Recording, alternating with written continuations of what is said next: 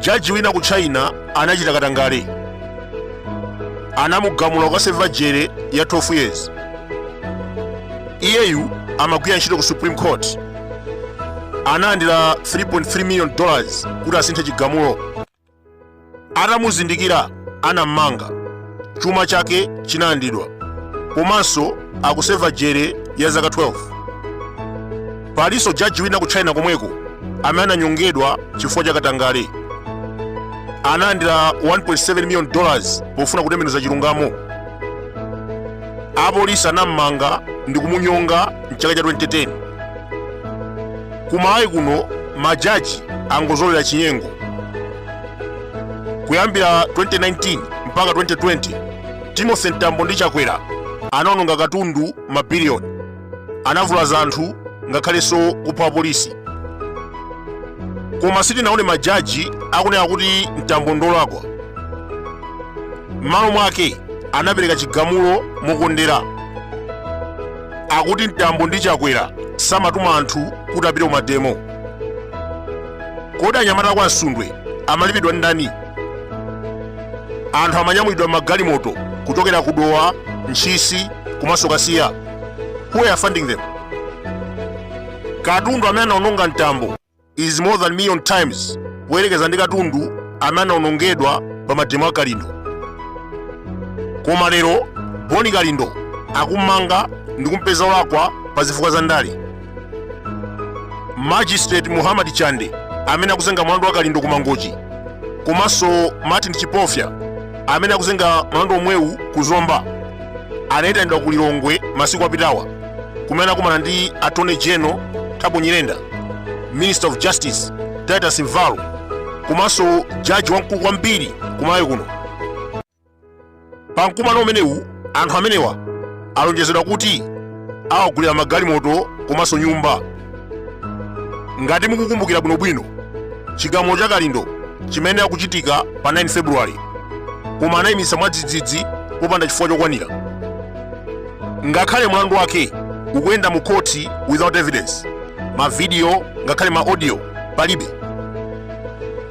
Pa mkumano wa ku Lilongwe aboma agwirizana kuti Boni Kalindo amangidwe akaseve jere zaka zingapo ndi cholinga choti munthu ake mpeni adzakhale ku prison. Chakwera ndi MCP akugwiritsa ntchito majaji to intimidate people in this country. Tinaona last week jaji amene akuzenga mlandu wa Chilima anapita ku State House kukakumana ndi Chakwera.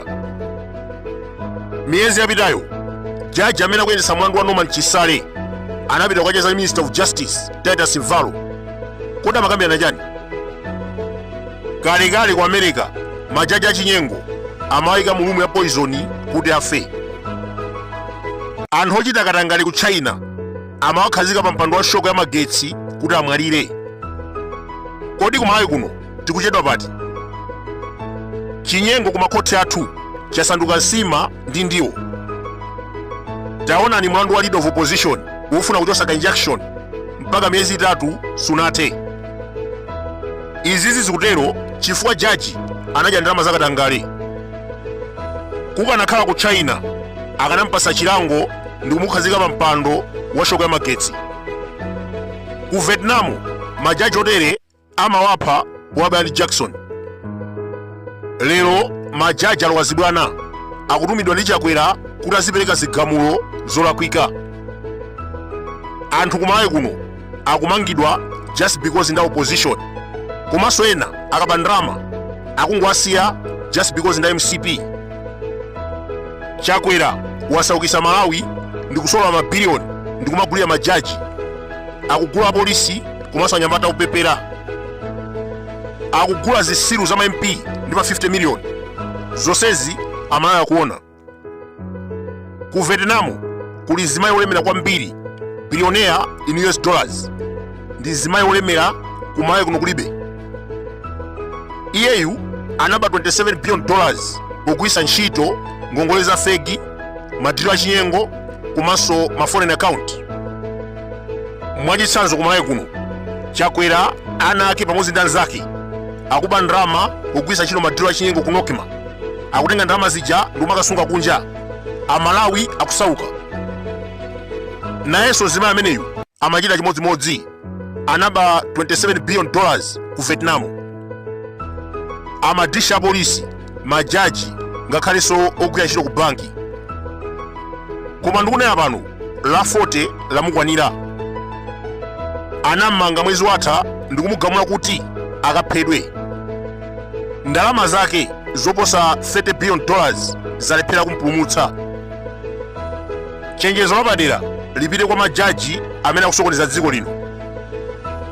Mukamayandira magalimoto kuti muzembese chigamulo cha Boni Kalindo, akakupasani ndalama kuti mukhawulitse Saulos Chilima, mudziwe kuti tsiku likubwera mudzayankha ndithu.